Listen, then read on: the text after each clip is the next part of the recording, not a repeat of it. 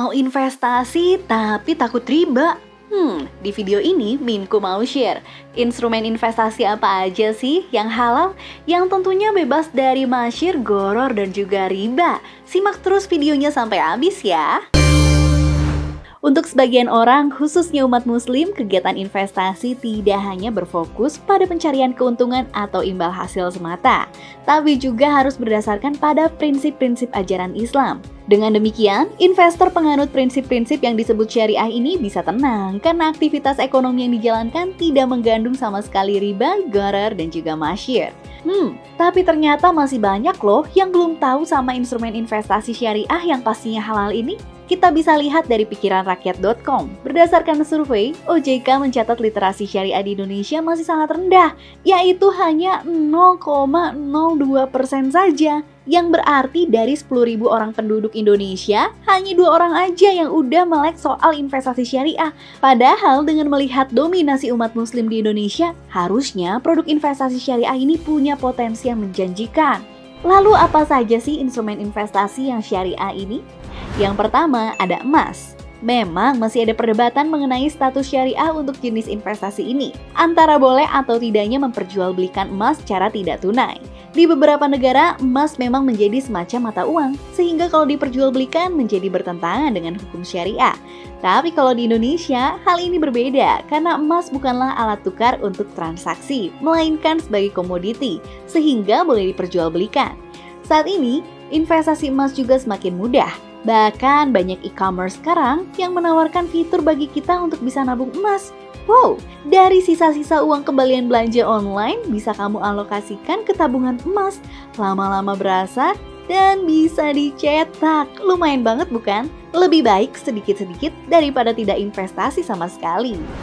Yang kedua, reksadana syariah. Secara umum, reksadana syariah dapat didefinisikan sebagai wadah aset atau efek berprinsip syariah untuk menghimpun dana yang dikelola oleh manajer investasi. Dibandingkan saham, reksadana syariah punya resiko yang lebih rendah. Oleh sebab itu, reksadana syariah cocok banget nih buat kamu investor pemula. Tapi tetap investasinya jangan lupa untuk sesuaikan dengan tujuan keuangan kamu ya. Pada dasarnya nggak ada perbedaan yang signifikan antara reksadana syariah dan juga yang konvensional.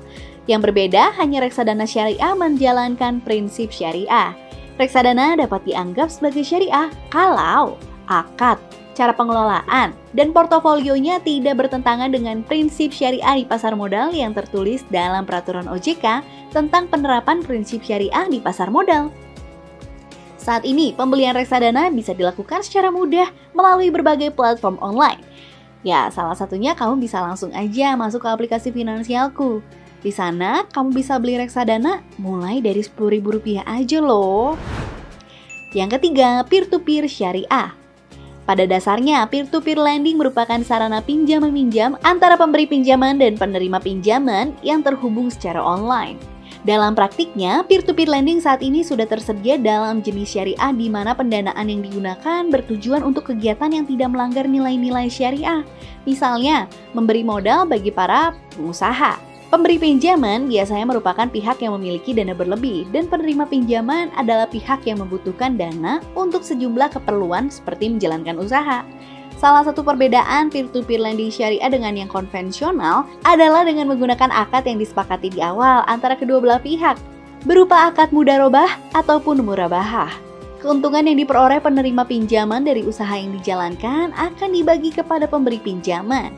Sesuai dengan kesepakatan, modal yang dibutuhkan untuk investasi peer-to-peer lending syariah bisa kurang dari Rp1 juta loh. Yang keempat, obligasi syariah. Dalam Islam, istilah obligasi dikenal juga sebagai sukuk atau sertifikat. Sehingga dapat disimpulkan pengertian obligasi syariah merupakan alat investasi atau transaksi dengan menerapkan sistem pembiayaan dan pendanaannya sesuai dengan hukum syariat Islam yang berlaku.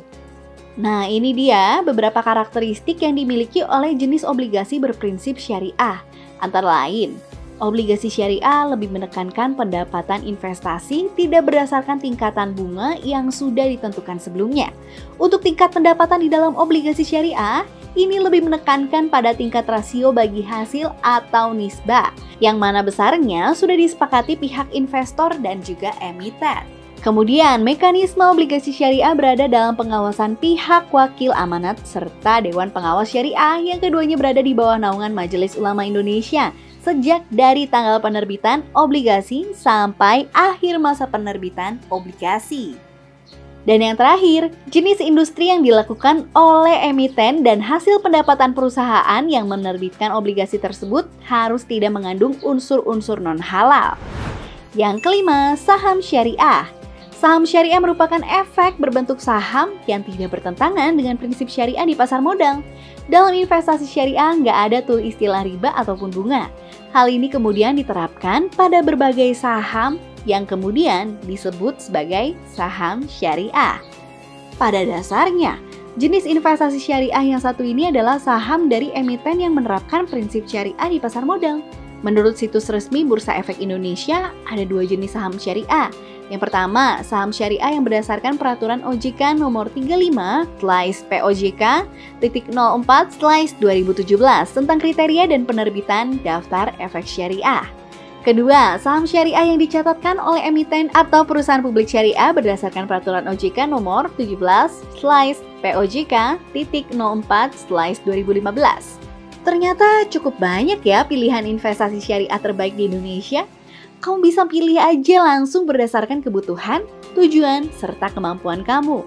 Biar lebih aman, kamu bisa lakukan dulu financial health check-up sebelum mulai investasi. Kamu bisa lakukan financial health check-up melalui aplikasi Finansialku dengan mengunduhnya secara gratis di Play Store ataupun App Store. Gak cuman itu loh, kamu juga bisa catat keuangan kamu, merencanakan keuangan kamu. Kalau kamu masih bingung, langsung ngobrol sama perencana keuangan. Lalu kamu juga bisa memanfaatkan fitur keuangan bermanfaat lainnya loh. Wow, asik banget kan? Nggak usah takut investasi, karena sekarang udah ada investasi syariah.